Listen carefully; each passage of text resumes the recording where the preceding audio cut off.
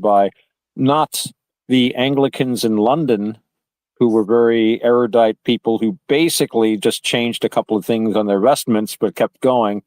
These were the more Puritan-inspired mobs. And then, to tell you the truth, and we've talked about this before, a mob's intelligence is very different from an individual's. I don't think they had much deep theological thought beyond, hey, free stuff. Let's go. We get to have a big fire, too. I hated those monks. And the other thing was, didn't the churches own something like a third of the lands in England or something? They're collecting you rent. think there'd be a conflict of interest with some things? Yeah. So there was a political and economic pressures. And I mean, the other argument, yes, I know the church also did provide a lot of things like hospitals, care for the ill. I mean, it went both ways. You know, it's not a black and white story, but some people had something and someone else wanted it. Can I say it's a human story? Because very human. Politics has happened 1,000 times over. Well, something with every generation, right? And you know, Henry VIII spent enormous amounts of money. Enormous amounts of money. Look up the Field of the Cloth of Gold. I mean, and then of course he had that fistula, and he became a bastard after that. You know, I mean, that's the downside of monarchy, which there are a lot of good sides to it, but the downside is the monarch suddenly gets a fistula and starts chopping people's heads off right and left because he's in a bad mood. But yeah, he had enormous expenses. And but yeah, there's always a lot of levels to it, and certainly a lot was lost though with that. To me, and of course I first thought it was the books. Oh my God, the books! So it had magical things in it. Might have been mathematics. Yeah, like we were talking about earlier. Just knowing advanced mathematics was enough that was magic. You were a wizard. It was considered natural magic and was looped under that, and it had an ambiguous position with the church. We don't want people thinking too much. Right. Like that. And that was actually a part of what was in the book. It had the mathematics, it had the astrology, talking to angels, all of it. It was in there. And I think what you guys were just talking about is exactly what the biggest fear was. It was troubling to the religious culture. You know what I mean? Because I always thought of it like this. Like if you say mathematician and then you say magician, isn't it kind of a nickname like Tony is to Anthony? Yep. So kinda. But also keep it to the basic simples too, because like with the church, they emphasized obedience and humility. Okay, and that was it. They didn't want anything out there that suggested that knowledge could give you access to power, or access outside of them. Because you know, if you've got that book, then you can contact angels. Why do you need to go to church and listen to the priest that you already know is maybe a moral reprobate? And I know there are theological arguments about that no matter what the sinful state of the priest, still the sacraments are still valid kind of deal. But wait, you can talk to an angel. Right. And what if the angel tells you something different from what the church teaches? Who are you going to listen to? You know, I'm listening to the angel, pal. So I could see where the church would get very worried about people having books like this. And right there, when you said that made me think of what I learned. They called it moral alignment. You know what I mean? Like it was literally a moral alignment back then, where it was like a foundation for. So they addressed the issue and put some ambiguous title to it. Wow. Yeah.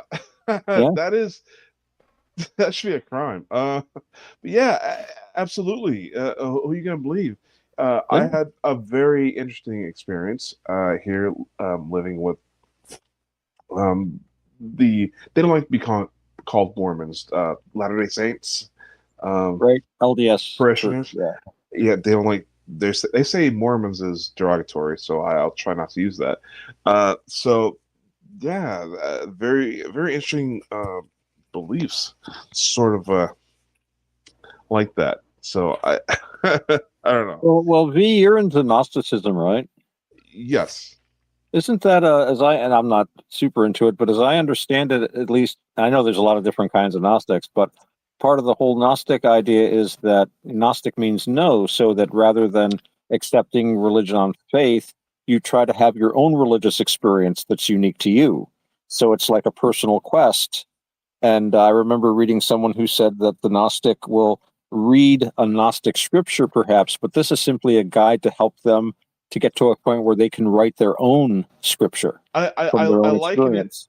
I liken it to psychological programming to push one towards the science, to become a scientist. Essentially.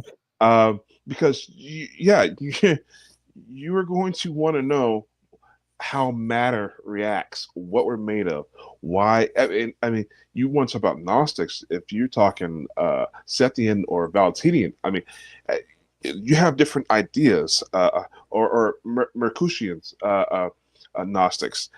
They have different ideas on the physicality of our world. So I'll give you examples. It's a weird example, but I think it should hit on the nose. Christ was never here on earth. He was here in solid spirit. So when he was crucified, that was just light, and he just ascended. Yeah. So there was no physical matter, because matter is evil. Right. So you talking Sethians and so forth. So they all disappeared because they wouldn't have children, because matter was evil and children were evil. So that is a big concern within Gnostics. Yes, that was a whole movement by itself too. Some of these, so you don't hear some of these trains of thoughts because the Catholic Church called out crusades against anybody who had a controversial or opposing idea about Christianity. These tribes, these groups of people, these little churches got wiped out. You know what else too, though? It was also when they weren't bringing the money in, because if you remember the Albigensian crusade, which they preached in southern France, a crusade against French people, right? Right. Because they were Cathars, which taught, among other things, that the moral turpitude of a priest did matter, and a priest was supposed to be in a state of grace before. But so they said that everyone ignored the Catholic bishops and priests, and they would, like, the Catholic churches would be empty and the Cathar churches were full, and guess what? That's where the donations were going to. So when they marched in there, when they had the famous line, they said, who do we kill? Kill them all, said the papal nuncio. God will know his own. Today's historians are debating on whether the Cathars actually existed in the first place. Well, they did their best to make them not exist at all. But but I think a lot of it had to do with just not only losing the authority, but losing the political control that the church had over those people, and the money.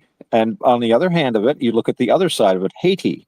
I don't know if you're familiar with the condition of the Roman Catholic Church in Haiti, but in Haiti, I think it's something like probably 90% of Roman Catholics in Haiti are also members of the voodoo cult.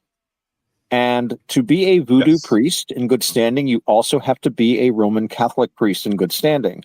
So almost the whole island, the Catholics of the island are, I think, arguably in a state of heresy when it comes to the church. However, they're all very good Catholics, and the poorest people on earth, they give lots of money to the churches. They support the church. They love the Pope, and they love because for them, Catholicism is what powers their pagan cult. And the church has no trouble with this. They don't talk about it too much. It almost never comes up. Please tell me that's not the most Warhammer 40K thing you've ever heard.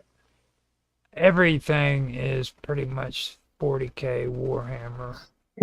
That was the most Warhammer 40K thing I've ever heard. Where do you think? On the spot. Where do you think Warhammer 40K comes from? I you know, I mean, it's like these tyrannical. To hear it out loud. These tyrannical empires that were out and in power 300 years ago. You know, that everybody claims wasn't as bad as what we have in this horrible, horrible world we have today. Oh my goodness, I've got to go out and I've got to vote. I have to go down to the store and get my vitamin D milk, pasteurized and cold, waiting for me.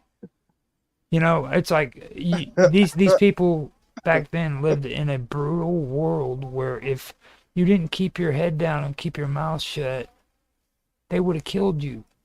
You didn't get to wear the freaking king's clothing or the queen's freaking dress, you know. I had an argument with my sister because she honestly believed that every single person in the 1700s wore a girdle. I'm like, dude, there are people, there are women that couldn't afford a girdle. There were women laboring hard, scrubbing floors. They couldn't do all that work in a girdle. Yeah, all those downtrodden underclass. But they couldn't afford a blanket. Right. People today are so brainwashed into thinking that they can really relate to people back in those days, and they don't have a clue. Presentism. It's called presentism because you think everything had to be the way it is in the present. It's like I was reading a book by Rudyard Kipling, and wonderful author. And this woman was writing. It was a more modern edition, so that I try to like my Shakespeare edition, all printed before 1954. I love it. There's nothing woke in any of the commentary, but she's writing about how awful Kipling is, and he's wrong about this, and he's wrong about that, and he has the wrong attitude about race, and he has the wrong attitude about sex, and he has the wrong attitude about imperialism, and and tobacco. And she can't understand why anyone would like anyone who's wrong about all these things. And yet she admits by the end of the thing that, and yet people keep buying his books and he's still one of the most popular about there. And I just can't understand it because, why do people like him? They're not supposed to like him. Yeah. And I hate that. I can't, this drives me bazooka. It's like, don't lecture me. I was reading a book of Chaucer. I mean, that's a long time ago.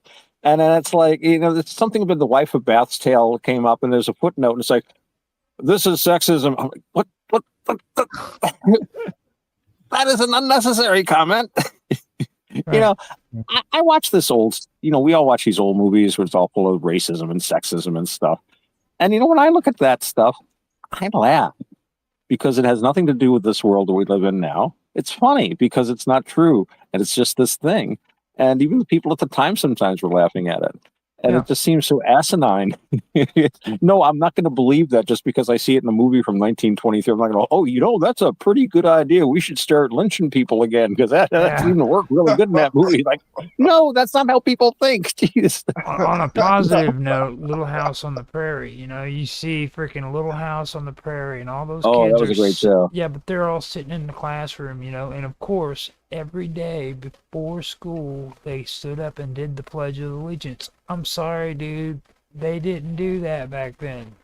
They did not stand up in class and say the Pledge of Allegiance. That didn't happen until the 1900s.